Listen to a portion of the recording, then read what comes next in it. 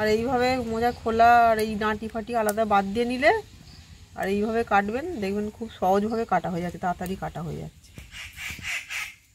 দেখুন কত সুন্দর মিহি মিহি কাটা হচ্ছে।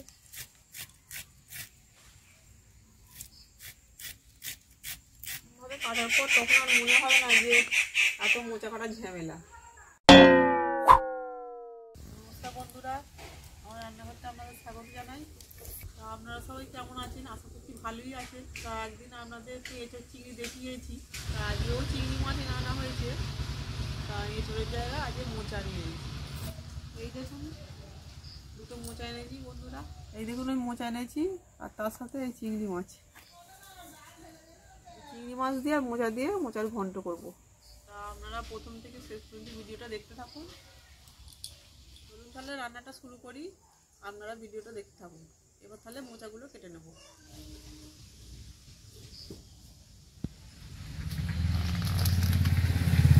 খোলাগুলো এরকমভাবে একটা একটা করে খুলে নেবেন।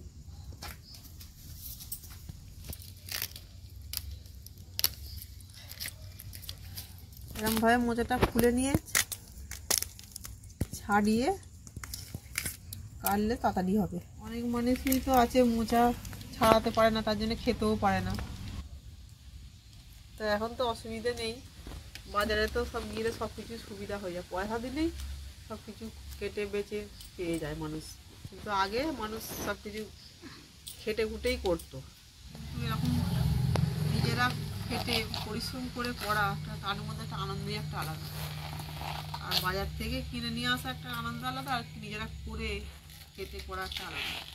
মোচা তো এমনি নিরামিষিও রান্না করা যায়।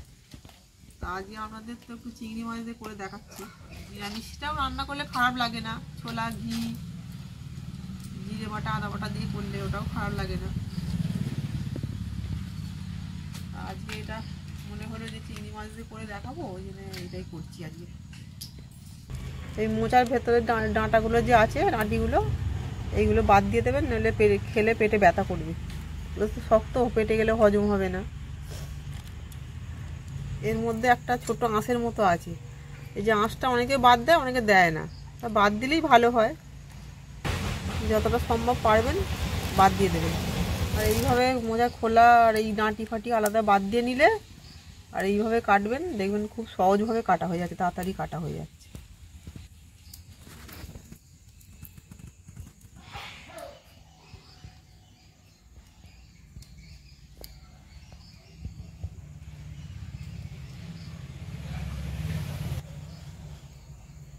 ডাঁটি আর এই আঁশের মতন এগুলো বাদ দিয়ে দিয়েছি। আর এই একটা ফুলে গেছে, অনেকে ফুলে ফুলে এরকম করে ফুলে একটা একটা করে করে, কিন্তু ওরকম একটা একটা করে করতে গেলে দেরিও হয়। দেখুন আমি এইভাবে কেটে খোলা ছাড়িয়ে নিয়েছি আর ডাঁটিগুলোও ছাড়িয়ে নিয়েছি। এইভাবে করলে তাড়াতাড়ি করে কাটা হয়ে যাবে। চলুন তাহলে কেটে নিই।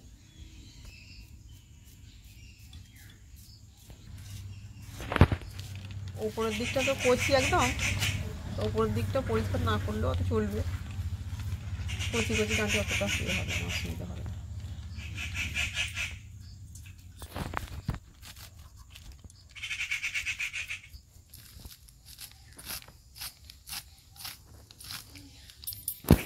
এরকমভাবে করলে ছোটো ছোটো করেও কাটতে পারবেন, বড় বড় সাইজ হবে না। যত মিহি করে কাটবেন তত মোচা রান্নাটা আরও বেশি ভালো লাগে খেতে।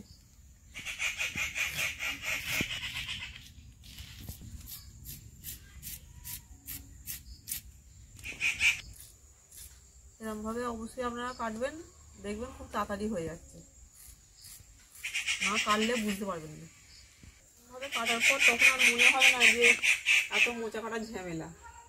আমাদেরও আগে মনে হতো যে মোচা কাটার ঝামেলা, রান্না করবো না, দেরি হবে। কিন্তু আমরা যখন এরকম কাটা শিখে গেলাম তখন আর মনে হয় না কিছু। এখন তাড়াতাড়ি রান্না হয়ে যায়, কাটাও হয়ে যায়, রান্নাও হয়ে যায়। দেখুন কত সুন্দর মিহি মিহি কাটা হচ্ছে।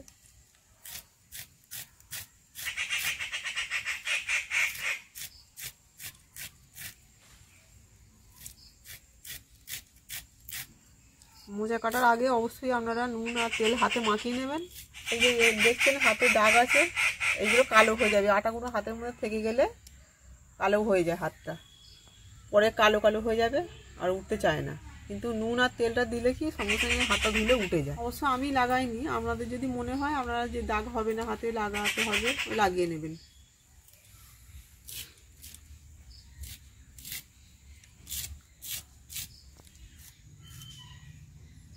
এই দেখুন বন্ধুরা, মোচাটা কি সুন্দর কাটা হয়েছে।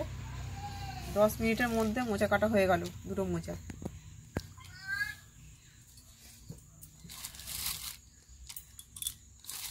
এবার মোচাটা ধুয়ে একটু নুন মাখতে দেবো হালকা করে, দিয়ে এবার ভাপিয়ে নেবো একটু।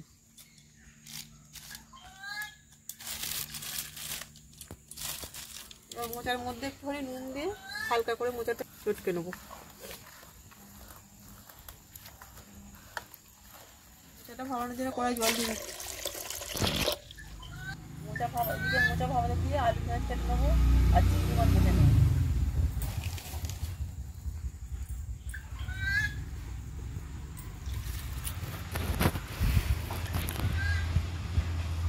মোচাটা ভাপিয়ে নিচ্ছি। মোচার মধ্যে একটা কষ থাকে তো, সব মোচায় অবশ্য হয় না, তাও কিরকম একটা আতিক ভাব লাগে, একটু ভাপিয়ে নিলে বেশ জিনিসটা ভালো লাগে। চিংড়ি মাছগুলো বেছে নিচ্ছি।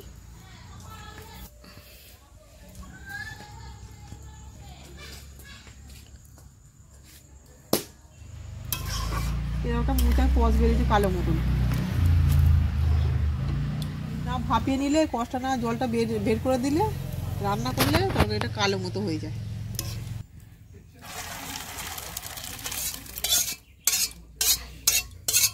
দেখুন এবার জলটা কালার।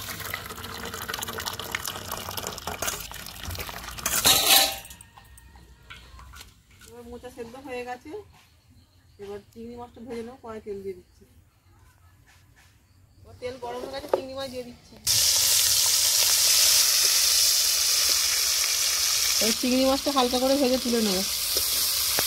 চিংড়ি মাছ ভাজা হালকা করে হয়ে গেছে, তুলে নিচ্ছি।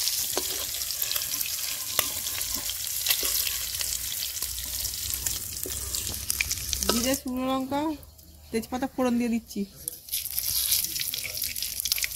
লাল হয়ে গেছে, এবার পেঁয়াজ আলু দিয়ে দিচ্ছি। আলুও দিয়ে দিচ্ছে সাথে।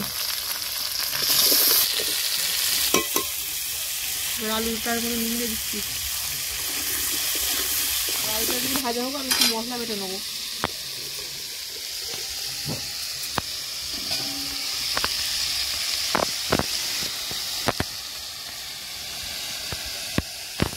মোচা রান্না করলে কিন্তু পেঁয়াজ রসুন দেয় না, কিন্তু মাছটা চিংড়ি মাছ দিচ্ছি বলে রসুন দিচ্ছে, একটু পরিমাণটা কম দিয়েছি, বেশি দিলে অল্প দিয়েছি।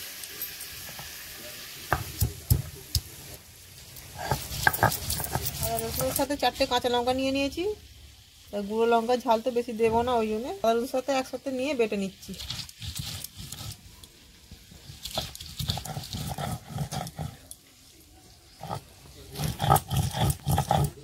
ধনে জিরে একসাথে বেটে নিচ্ছি।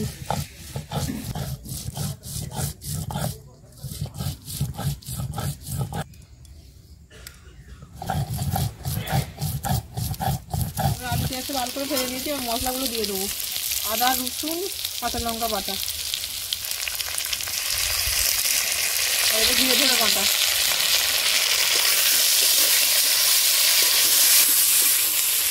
একটু বাটনা জল দিয়ে দিচ্ছি।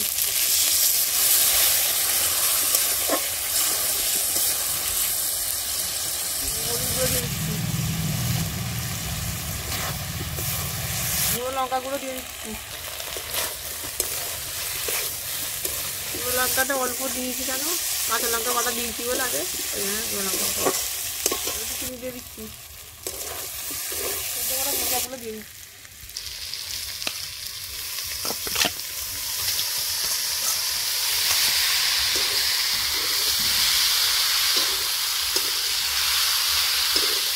হেলদি হয়ে গেছে, মশলার জলটা দিয়ে দিচ্ছি। জল দিয়ে দিচ্ছি।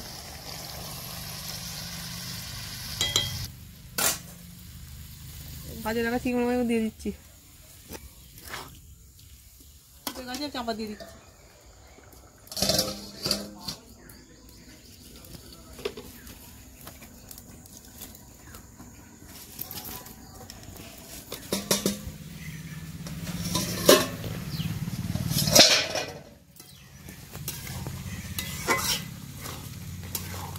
দই এসে মিষ্টি দিয়ে দিচ্ছি।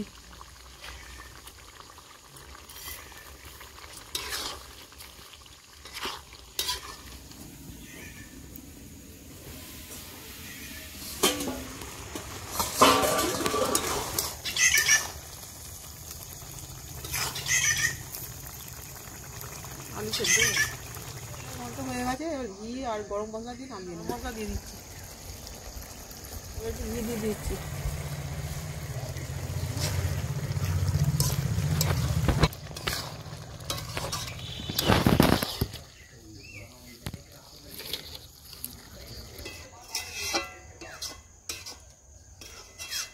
হয়ে গেছে, আবার নামিয়ে নিচ্ছি।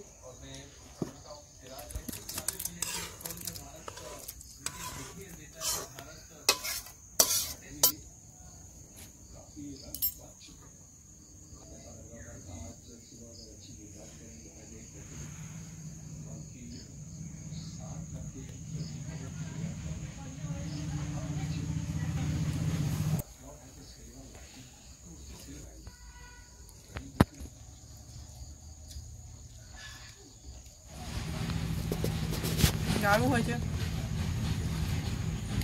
মোজা তো নিরামিষই বেশি করা হয়, চিংড়ি মাছ তো করা হয় না, আজ চিংড়ি মাছ দিয়ে করেছি,